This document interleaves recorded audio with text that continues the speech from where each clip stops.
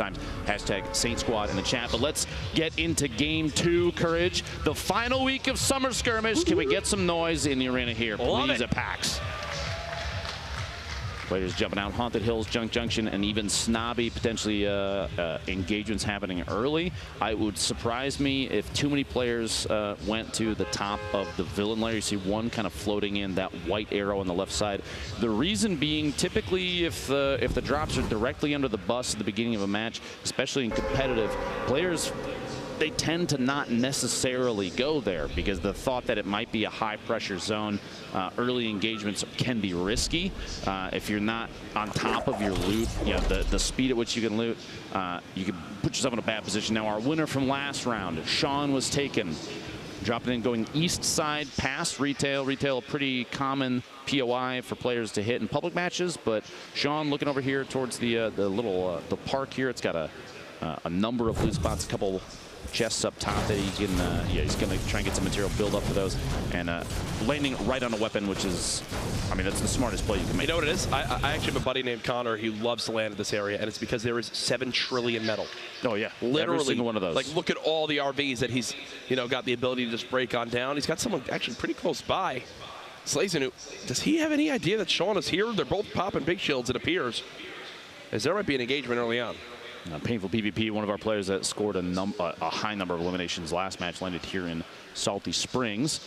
He's got a number of, he's got some neighbors that he's going to have to deal with here in a second, and that house that he dropped, that treehouse, a pretty common one because there are multiple 3 chest spawns in one house. High density loot is something you'll see a lot of players, competitive players, favor because there's more chances of landing directly on a chest. You don't have to panic. There's it's planning, it's coordination, and it's a lot of forethought. So the audio in Fortnite will work, especially with chests, where if you look in the area that it is, it will actually be louder. So right there you saw he couldn't tell if there was a chest above him, so he winds up looking at it and hears it, then realizes, oh, I'm going to go to the top of the cyber tower and go and loot that thing as soon as possible. In the background there, you saw Double's just kind of keeping his eyes out for a build fight happening just past him. There was a legendary double barrel already obtained. An Ubernoob in the north side landed at the hotel. A pretty common job, but he's getting shot at.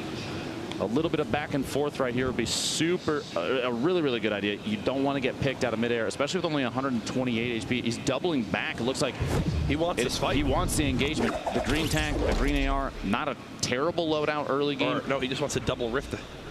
He's rifting again. He might be, is he trying to use all the rifts to prevent his opponent from getting out of there? Oh, there he goes, there he goes. Popped a second one, more shots coming out there. Sketch as he's looking to get basically any damage that he can on his target. It's not necessarily about the elimination, Courage.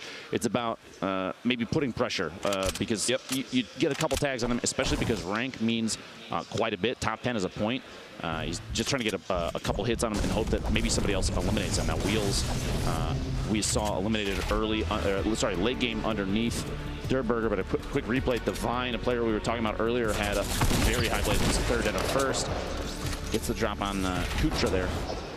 The minigun, not often used, I feel like, especially in the current meta. SMGs and shotguns are favored quite a bit, Jack. Except for maybe late game a little bit, as you see the tag there, Lucky Landing, where we currently are with multiple players involved. Monster, who won Heat 3, is actually involved in this engagement with Fuzzy.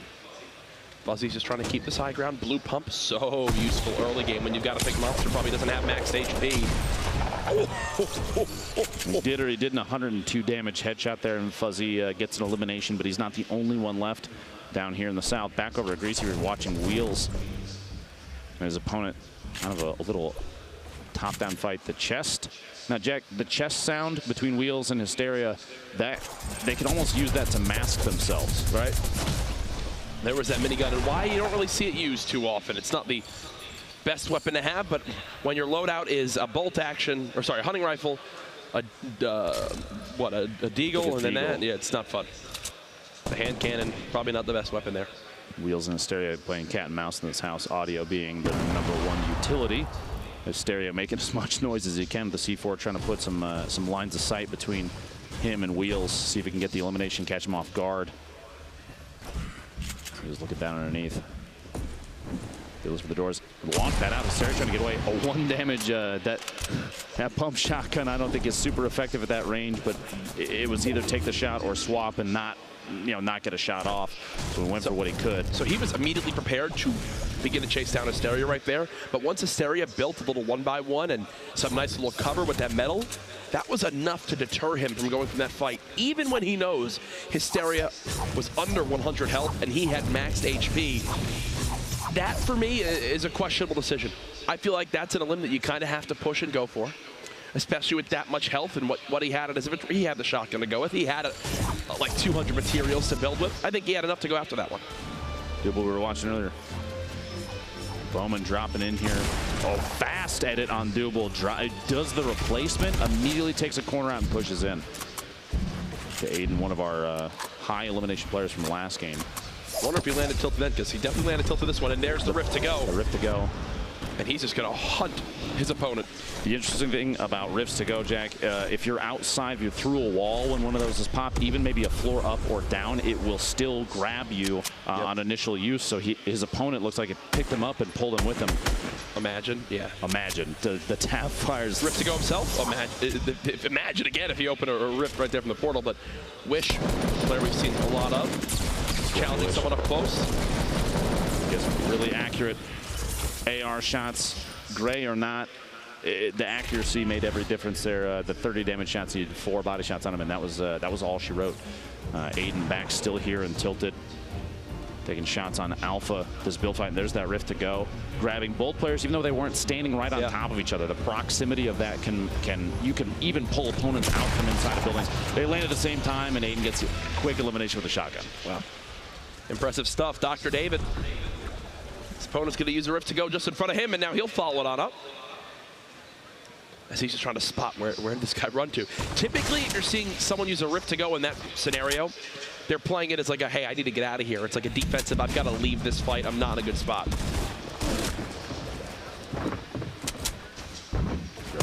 Aiden looks like he potentially missed a jump and had to drop back down and build a bit of cover for himself. Sorry, Cat's Toss, my apologies, got the names backwards there. Aiden, the one with the top-down view, pushing and getting as much damage, and every little bit counts. And he gains knowledge even from just hitting one time, because you can see whether or not the damage is white or blue will tell you whether or not the opponent has shield or if they're down to just HP, and that can make the difference between an aggressive push or maybe slow playing a little bit. And if you're wondering how, and look at this from Aiden. Look at this from Aiden. Jump shot, swamping. This should be a quick little cleanup here for him, you'd think. Here's the minis getting popped. He's going to force this, wanting to make sure his opponent cannot heal through the aggression he's putting on the drum gun. This 50-bullet clip is so good. Yes, the reload's a little bit longer, but it is so worth it in these spots. He can't get out. It seems he's trapped. Aiden, can he finish the elim? There it is. That 52 damage headshot. Another point earned. This is why even the green drum gun right now is one of the most powerful and 100%. most utilized weapons, because up close, when you're at the point where there's no damage drop-off, a 52 damage headshot takes an opponent out 50 in bullet clip. 4 hits. 4. If you hit all headshots, and that's incredibly fast. It's pretty good.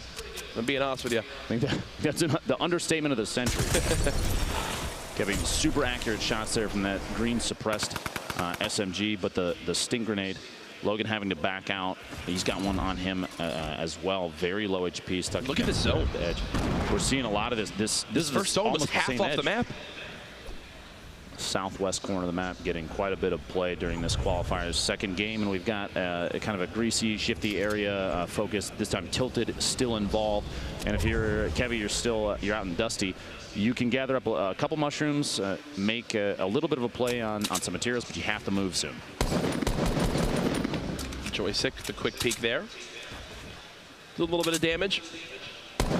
You feel naked when you don't have shields, Lupo. And I can tell you that's how Joystick's feeling with how fast he's peeking and immediately building for cover. He's not going to be pushing too aggressively, whether or not his opponent has shield at that point, because getting third party could mean just a quick one shot or like a one burst if all the shots hit. It could put him out of the game. He's going to stay up top, like you said, the very fast little uncrouch, shoot, and recrouch and hide on the ramp. Positioning the ramp can be pretty important too. You see he's kind of shifting around. If he's looking on the opposite side, it would not surprise me if he did a quick edit and change the orientation of the ramp. Now on your screen right now, those top 3 players, even though one is eliminated, they all come away with 1 point already in game 2. Aiden, Crashy, and Airco. But Airco already eliminated, which means Crashy and Aiden, they need push for a couple more eliminations, 2 more apiece will get them another point. That'll put them at 2 points, but they're in a pretty comfortable spot. Even just 1 point, like we've been saying, can mean the difference between making it to the grand finals or not. And Teenage here, stop watching the pushing the opponent. What a shot on Ash. But here's the thing, not able to loot because he only has 7 health. So yes, he wins that fight, but he's immediately got to start sprinting. Can't even get kind of his little gifts that were left behind. The boogie bomb. Uh-oh. They gotta get the boogie bomb. He's got to rotate down. Stays out long enough. The boogie wears off, but he's getting this Grenader Jake, one of our guest casters from yesterday, now playing in the qualifiers today. That's incredible. Cast yesterday, qualifies today. The jack of all trades, as I would say. Or maybe the Jake of all trades. Jake of all trades. I'm leaving. That was abysmal. Okay, courage. Oh, man. I thought I was the one that made bad jokes. I love you, Ben. Let's see how Takata plays this one, though. Both players getting third-partied, one from the west, one from the south. No materials left. He's kind of panicking, and great, you picked up 9 metal. It's not going to get you very far. A name we watched earlier, stuck in the bottom of Shifty Shafts and 1v1 versus opponent, gets a quick at it. He has an opportunity, gets it on Fuzzy, a jump shot, and uses a line of sight to block the explosion from the C4. An intelligent play and very good positioning there. And just to take note, that was the third elim for Lene in this one. Oh, the trap. Oh, he sprayed it down just in time. Tristan in the middle of that 1v1, as soon as the trap goes down, decides to stop shooting his opponent, shoot the wall out, and then re-engage. That could have gone bad very quickly. Remember, traps doing 150 damage. It's a lot, is how much they do, basically. 150 is, in fact, a lot. I just checked. It most certainly is. Wait, what is the right side of this map right now? Look at everyone. 1, 2, 3, 4, 5, 6, 7, 8 players roughly in that little ball, plus another one south and north. A couple of them stuck, hanging out in maybe a safe 1-by-1. But we have a ton of players on top of each other. But this is the southeast corner on top of S Hill. Is this a tilted landing? We might have a tilted. Sorry, tilted ending, not landing. My goodness. Lazy boy Chino just bouncing around. He's got one player close to him here. So when these players in these scenarios, for people at home wondering, when we see audio cues, they are listening for if the footsteps are on wood or if they're on the ground. They're listening for if they begin to break walls, if they're breaking metal, if they're breaking wood or brick. They're listening for audio cues if the players are above or below them. You see Aiden hunting one down here. Could this be the end? The no. accuracy. Aiden, another elim. It's about 4 right now. I feel like if he keeps this consistency, he might set a record thus far for the qualifier eliminations. He's already got 4. He came away, with 7 last round? Yep. I think the most yesterday was Turkey Lips with 14 across 4 games. So that's already 11, and he's still alive here in game 2. He's boy and Rex, top of this hill right now. 40 seconds before they're going to have to start rotating, and they have quite a bit of travel time ahead of them. We have 5 players currently alive, by the way, with 3+ elims, plus 2 more that were already eliminated with 3+ elims. Wait, he got another one. Aiden's now Aiden 5. now got a 5th elim. Gives him 2 more points. Is he the GOAT? Is he the GOAT? Is he the best player ever? He might be. He might be. And he's just leaving. He's fine with leaving that. This is an intelligent rotation, too. Whether or not he doesn't need to know if Joystick is one shot, it would be useful information. But right now, he's looking at the zone. He's saying, I have 5 elims. I'm not necessarily guaranteeing elimination from that fight over there. Multiple players could potentially be above me, so now's the time to move out. We mentioned so much yesterday how people could be more nervous at these LAN environments. They're going from practicing against some of the best online to seeing them face-to-face, sitting to their left and right. Aiden looks unfazed. He looks like he's at home sitting on his couch playing. Right. And now he's entered tilted. Uh-oh. Shots coming in from Big Red. Will he try to fall back in towards Tacos and possibly drop a trap down? I feel like that's kind of his defensive play. You heard the C4 bounce, maybe potentially gets the tree or another surface over there. An earlier push, an earlier toss. And there it is, exactly. C4. I thought that's what he would do. Stay inside, bandage. He's got multiple med kits, which is perfect. That C4 toss from the player in the middle of Big Red, if it had come just a little bit earlier and maybe use the angle off the wall, the building next to Aiden, could have gotten that elimination from blast radius, but a little bit of hesitation made it so that Aiden could rotate out and hide inside that building, like you said. I feel like if you're at that point for Aiden, you're just kind of hoping people forget you're in there. let others get third party to have to reset, think about other fights. You see all these quick edits coming on in. Lenane just staying alive. Boyer just outside there, Shifty. Nice there as well. Saint looking like he's in a fantastic position at the top wait, of that. And look at this. Painful was in second in elims just below Aiden last game. Consistency is key, and these two understand that. Like Daequan was just eliminated with 4 eliminations of his own, 1 short of getting the second point for eliminations, but even just 1, it's a valiant effort. 30 remaining here, 1:23 until the zone starts to move. I believe once this zone closes is when the next circle is, that's when the storm starts to mix things up and everybody's got to relocate. Absolutely. As we see just how they break on out of Tilted here. Aiden, it's like he's invisible. He's just running across Tilted. You hear the footsteps, trying to go for that shotgun shot over the top, just get a little peek, and his opponent is going to back down underneath. And the traps are coming out. You got to be safe and careful walking through there. There could be on the surface above. There are multiple traps. This is not how. 185. Are you kidding me? I'm now a fan of Aiden. Look at his face too. It's like nothing even happened. This would be back-to-back 7 elim games if he can earn himself 1 more elimination. Ridiculous, ridiculous stuff. And he's actually in another fight with Saint. He's in another fight of the map. We'll have to keep you updated on that one. As you see, Hysteria still alive here. He got 11th in game 1. Was 1 elim. He in that last fight was 1 elim away from earning that top 10 for a point. Aggressive push and get Saint. That's 7 eliminations for the second game in a row. I am speechless. I'm going to say right now, folks, can we give it up, please, in the venue for the performance we're seeing from Aiden right now? Mind-blowing stuff. 14 elims has already tied #1 from yesterday, which took them 4 games to reach that point. Nobody else seems to be playing nearly as aggressively as he does, and he's taking advantage of that. Maybe it's a thought process. Is this 8? Is this 8? Is this 8? Oh, trap. Okay, the trap stole it. He only took 2 ticks from that, the stink bomb right there. He's still in a good spot. 70 elims. There's 23 people left, and he's smack dab in the middle of the safe zone. Yeah. He doesn't have to play over the aggressive. He's got to take the trap out. You got a bit of loot in there. Watch for he needs the AR ammo, and he knows that. You got to remember earlier too, there were 2 traps that were placed in here. So hopefully he recalls that there is another trap still in that building. Oh my gosh. Wow. Magnum with a swipe on an opponent trying to push up a ramp right there. At this point, we're watching the Aiden qualifiers because he is far and away our top player to this point. There's everyone inside Tilted. Wall Hack Jack under 70 HP. Haste Loomsy under 50 HP. You had another player in Tacos Week as well. And Aiden early rotating again. He's this moving man in the is open running and no in the wide open, and it's like everyone's afraid. They know. Don't push towards the woman with the library glasses. Absolutely not. This Rook skin maybe giving him superpowers. I have no idea. Okay, we take back everything we just said. I don't think, regardless of the outcome of this, there's no way this is a caster curse. Are you? The trap he placed earlier got another elimination. The trap comes into play. Now this player being third party, he wasn't able to clean up the elim. Boyer gets joystick there. Aiden looking for his 9th elim, but 8 eliminations in a single game. He's got a slurp ticking right now, so he has a buffer of HP still going up. He's in a great spot. He's in the safe zone. His materials are ridiculous. Intelligent play is going to guarantee Aiden the win. He knows what to do. He knows how to do it, obviously. Aiden could literally leave after game 2 and catch his dinner reservation and qualify for Monday.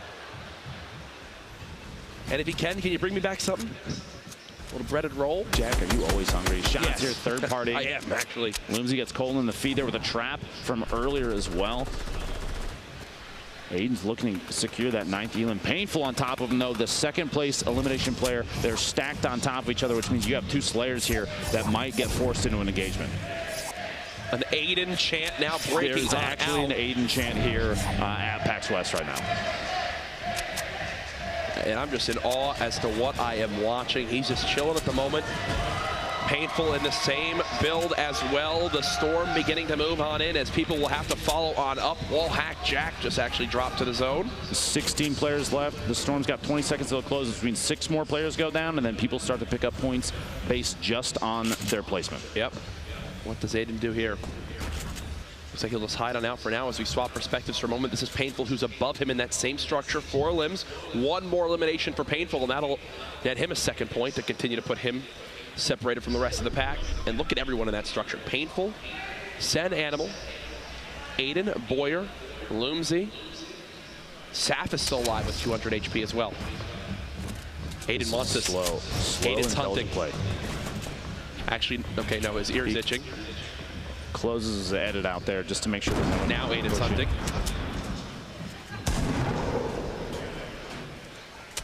And what the theme I keep seeing, Lupo, is he is absolutely the first to just charge on up and move to the best positioning for the next zone early on. I can't tell if it's just an incredible amount of confidence and knowledge that other players are rotating slowly, or if it's so gutsy. Shots coming from above. He's getting third party, maybe even fourth party, 50 HP remaining. He's got to defend with this turbo build as fast as he can. He's trying to edit out. He went for the edit to back out. 8 eliminations. Even more than the first game, Jack. Nobody else is putting up numbers like that except for him right now. Yeah, nobody. PvP doing an excellent job of his own, though. 15 left. He's got 4 of his own. Gets rocketed by Lenane. Caught off guard. I shouldn't have said a thing, but Lenane making an intelligent play there and saw him from above. Lenane, look at everyone having to move through that zone right now. Lenane is in a brilliant position to spray on down. Look at all the layers being built, and he says, you know what? I got to catch up with these. Rockets in hand. It's time to throw out the splodes. 1 drops on in. Gonna collapse everyone to the floor as he continues to build above these players. 9 now left. Everyone's still alive. Just earned a point. Eliminates his teammate there. More pushing out forward. Only 6 left as Lenane continues to keep this high ground. The number of layers, the number of little chambers that are being built here. He needed the materials. He had to go for it. At one point in there, it looked like some players were even holding hands almost. Tristan Hip going down to Boyer, an SMG in the feed, but Lenane has the launcher out. He's looking for it. It's not the only explode he has either, Jack. He has a single C4 left, which could come in key for dropping a structure late game, get an opportunity on another player at timing. Multiple remote explosives being thrown. You see, Lenane for a second was wondering if that was his own structure. He only has about 11 more materials he can build. Is he going to try to time this rocket? He is. He tried to blow up the remote explosives as his rocket went to hit. He just barely missed it. A little bit more distance would have made a big difference. Literally, there. one more block would have been enough. Looked like the rocket detonated the C4, which is it's an excellent high IQ play. It's just the distance needed to be different, but he does have it. He's got a top-down view, but like you said, low build count. He's got to start making moves down on the players. Otherwise, the third party here gets the shots, can't secure the elim. He's starting to take damage from the storm, but he's got to push in. 4 left. He's got 5. 2 rockets could be enough to secure 2 of them right here. There's one. How about another? 3 remaining. Doesn't quite connect. 3 players left. 6 elims right now for Lenane. Can he wind up securing maximum points with the 7 elim bonus and the Victory Royale bonus? That would be, I believe, our first 6-point game we've had yet this weekend. There's a shot. Oh! The edit from above from Animal right through the metal surface there. He caught a window and took the shot with a shotgun and got Lenane on the rotation. 1v1 Animal. Animal building out up, and this earns him not only another point for potentially the Victory Royale, but if he gets the final elim, that puts him at 3 eliminations. He's got all he needs. I've got Animal as my favorite to win this game. Let's see if he can secure it here. 10 seconds left in the zone. He's trying to get aggressive for the push. He knows how much it means to get this final elim and the Victory Royale. He can essentially stamp his ticket to Monday's qualifiers if he can get this here, or sorry, the finals if he gets it here. The shot's coming on in. Tries to get the floors and the pyramids going. 1 player just below. He's going to go to pop the mini, but then has to reset as the shots continue to rain on in. That drum gun so good at cutting down these layers. Smart play to reset. He'll build up top, but again, the volley of bullets continues to spray on in. Animal, when will be his cue to go for it all? He's trying to edit this pyramid. There you go. He's getting it somewhere. Trying to create a hole to drop down through right there. He finds an opportunity. You notice he built up, like you said, built a second layer. It's a shot. Weak. There it is. Saf gets cut down. More points earned as we have our victor for game 2. Excellent gameplay from a number of players over the course of that. He's got that #1 holding it up. And that last elimination gives him 2 more points. Let's take a look back at what just happened. This rotation, the timing, the decision to drop down, and he does get the 55 damage crit there. Switches to the gold AR to finish. Guarantees him the win. Once he gets that 55 clean HP damage. I think he's going to himself, this is a dub. This is really, I'm feeling quite good. And he knew it, immediately starts spraying with that drum gun, has the legendary assault